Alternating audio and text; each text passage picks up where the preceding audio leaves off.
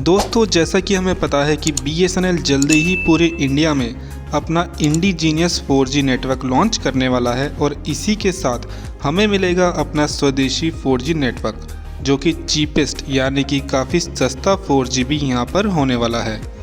अगर हम आज की रिचार्ज प्लान्स की बात करें तो सस्ते रिचार्ज प्लान्स हमें बीएसएनएल में ही देखने को मिलते हैं।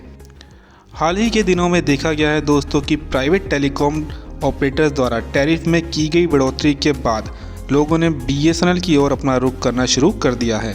इसके बाद देखा गया है कि बीएसएनएल के सब्सक्राइबर बेस में काफ़ी तेज़ी से ग्रोथ हुआ है।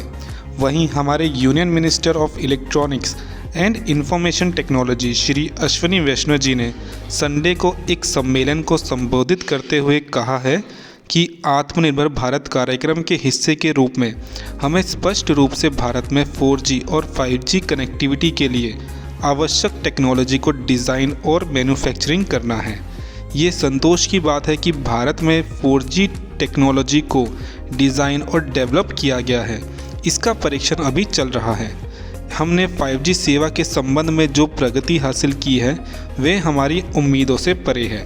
5G कोर और रेडियो नेटवर्क को जल्दी ही रोल आउट किया जाएगा। ये टेक्नोलॉजी के नेतृत्व में विकास की शुरुआत करेगा।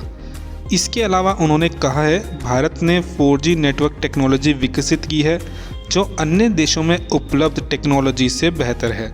हमारे इंजीनियर्स ने वर्चुअलाइजेशन की टेक्निक पर कड़ी मेहनत की है जिसे दुनिया की किसी भी दूसरी कंपनी ने महारत हासिल नहीं की है। पिछले 2 वर्षों के दौरान centre for development of telematics यानी CDOT और टाटा कंसल्टेंसी सर्विसेज यानी TCS ने नेटवर्क को वर्चुअलाइजेशन करके टेक्नोलॉजी विकसित की है। इसके अलावा उन्होंने BSNL और MTNL के बारे में भी कहा है कि BSNL और MTNL को लगभग 45,000 करोड़ का फाइनेंशियल सपोर्ट दिया जाएगा जो उनकी 4G स्पेक्ट्रम नेटवर्क अपग्रेडेशन और उनके पुराने इक्विपमेंट को रिप्लेस करने में यूज़ होगा। एक बार जब BSNL 1 या 2 सालों में अपने 4G टेक्नोलॉजी में स्टेबलाइज हो जाएगा, उसके बाद उसके नेटवर्क को 5G में अपग्रेड करना शुरू किया जाएगा।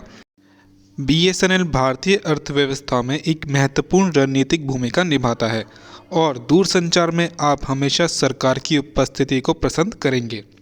पूर्वोत्तर सीमावर्ती क्षेत्र झारखंड, उड़ीसा, छत्तीसगढ़, आंध्र प्रदेश के कुछ हिस्सों में वन क्षेत्र में बामुश्किल कोई निजी क्षेत्र है।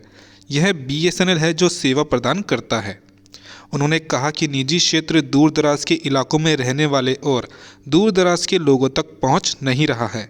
संचार मंत्री श्री अश्विनी वैष्णव जी का कहना है कि एक सार्वजनिक क्षेत्र की दूरसंचार कंपनी रहेगी और सरकार इसका समर्थन भी करेगी। इसके अलावा उन्होंने मोबाइल टेक्नोलॉजी के बारे में भी बात की है, जहां पर उन्होंने कहा है कि भारत में 5 वर्षों में मोबाइल टेक्नोलॉजी के क्षेत्र में वर्ल्ड लीडर में से एक बन जाएगा। 1 दशक पहले किसने सोचा होगा कि भारत में मोबाइल और इलेक्ट्रॉनिक सिस्टम का निर्माण किया जाएगा।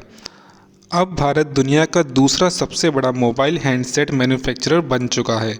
दुनिया का सबसे बड़ा मोबाइल मैन्युफैक्चरिंग सेटअप भारत में ही उपलब्ध है।